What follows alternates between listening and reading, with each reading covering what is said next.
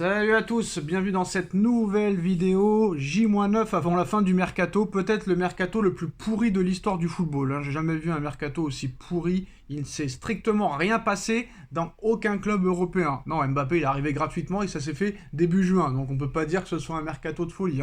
Non, avant t'avais le Real, t'avais le Barça, t'avais Manchester United, Manchester City, Liverpool, Arsenal, Tottenham, le Paris Saint-Germain, le Milan AC, l'Inter de Milan, le Bayern de Munich, le Borussia Dortmund, etc., qui te faisaient des mercatos XXXL. Bah alors là, cet été... En fait, ce qui est marrant au football, c'est que plus il y a d'oseille, moins ils recrutent. Je pense qu'ils en ont marre de se taper des salaires à la Milan Skriniar à 1 million d'euros par mois, qui ne joue pas, et qu'en plus quand il joue, il est nul. Kipembe qui touche 1 million d'euros par mois depuis 2 ans, alors qu'il n'a pas mis les pieds sur un terrain de foot. Bon, c'est pas grave, on va évoquer l'actualité mercato quand même.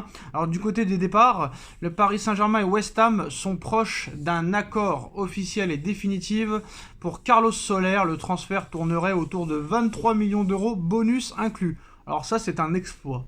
Voilà, ça pour une fois, quand on critique, mais quand il faut des choses bien, il faut le dire. Refourguer Carlos Soler pour 23 millions d'euros, c'est un exploit historique. Moi, je pensais qu'il allait partir pour 5. Mais là, le vendre 23, 2 millions de plus par rapport à ce que tu as dépensé pour lui il y a 2 ans, c'est du grand art. Et comme disait Luis Enrique, quand le Paris Saint-Germain s'intéresse à une machine à laver qui coûte 4 euros, et ben elle coûte 80 pour Paris. Voilà. Et en plus, elle doit fonctionner directement. Il n'y a pas un temps d'adaptation, c'est direct comme ça. Mais nous, ça fait depuis 15 ans, depuis 20 ans, depuis 30 ans qu'on le dit. Mais bon, quand c'est l'entraîneur du PSG qui le dit, c'est sûr, ça écoute plus. Donc on va pas se précipiter pour recruter absolument. Mais quoi qu'il en soit, c'est un mercato raté pour le moment, parce qu'on nous explique qu'apparemment... Alors on a compris Ugarte, en fait, pourquoi il ne joue plus.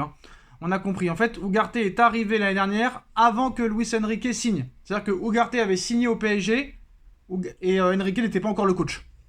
Donc Enrique n'en voulait pas. Mais si Enrique n'en voulait pas et que Ugarte avait signé avant que lui signe en tant que coach, pourquoi il l'a titularisé les 3 premiers mois? Donc ça ne résout pas le problème à 1000%. Quoi qu'il en soit, Ugarte va signer à Manchester United pour 60 millions d'euros, le même prix que tu l'as acheté. Bon là, par contre, là c'est pas top parce que t'as pas fait de plus-value. Tu l'as acheté 60, tu le revends 60. Il aurait fallu au moins le vendre 70 ou 75. Là, tu fais pas de plus-value. Et en plus, peut-être qu'il va se relancer à Manchester United et qu'il vaudra le double. Mais Paris sont tellement fous qu'ils sont capables de le racheter dans 2 ans, le double. C'est tellement incroyable. Bref, alors apparemment, on nous explique que Enrique ne voulait pas de ce mercato-là. C'est-à-dire qu'à la place de Joao Neves, il voulait Bruno Guimaraes de Newcastle, le Brésilien. À la place de Pacho, il voulait comment il s'appelle, Calafiori, qui a signé à Arsenal. Et l'attaquant qu'il voulait n'a pas pu signer, Nico Williams. Voilà, c'est les 3 joueurs que voulait monsieur Luis Enrique. Bon, c'est pas la faute de Campos, vu que... Enfin, un petit peu quand même. Après, le problème, c'est que Nico Williams, ils l'ont tenté, mais le problème, c'est que lui veut rester à Bilbao. D'ailleurs, ça c'est bizarre, le mec il fait un euro de folie avec l'Espagne, il gagne l'euro, révélation avec Lamine Yamal, et le mec il veut rester à Bilbao, jouer l'Europa League. Moi tu me diras, il y a peut-être encore des joueurs de foot qui ont un cœur, ça c'est pas mal. En ce qui concerne les autres, Bruno Guimaraes c'était trop cher, 116 millions d'euros, tu vas pas dépenser 116 millions d'euros pour un gars quand même qui a raté sa saison avec Newcastle, c'est pas possible. Par contre, Calafiori, c'est vrai que ça aurait pu être pas mal. Mais bon, Pacho, il a fait un bon match la semaine dernière, on verra ce que ça donne. Mais quand un entraîneur t'explique que c'est un mercato de seconde zone, enfin pas de seconde zone, par défaut on va dire, c'est-à-dire que c'était pas les priorités qui sont arrivées, c'était des seconds choix. Ça c'est problématique. C'est-à-dire que le gars il a déjà son excuse à la fin de saison au mois de mai. Voilà pourquoi on n'a pas fait une bonne saison, parce que c'est pas le mercato que je voulais. Trop fort Enrique. Quoi qu'il en soit, les entraîneurs, jamais ils remettent leur faute sur eux. Bref, quoi qu'il en soit, demain, PSG Montpellier. Alors ce qui est marrant aussi, je voulais le dire, je sais pas si c'est un bug, mais il y en a beaucoup qui en parlent, sur le site du PSG, il y a des places qui sont disponibles à 68 000 euros.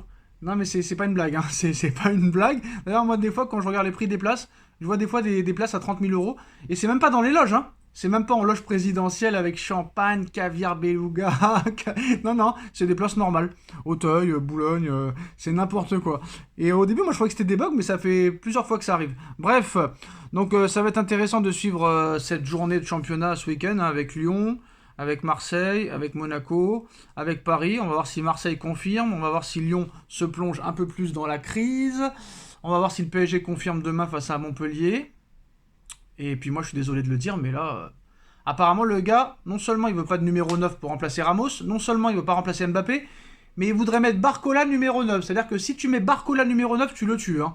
Barcola, il a jamais joué numéro 9 de sa vie. En plus, il va à 300 à l'heure sur le côté. C'est un dribbleur. Tu vas le mettre numéro 9. Il va faire quoi, numéro 9?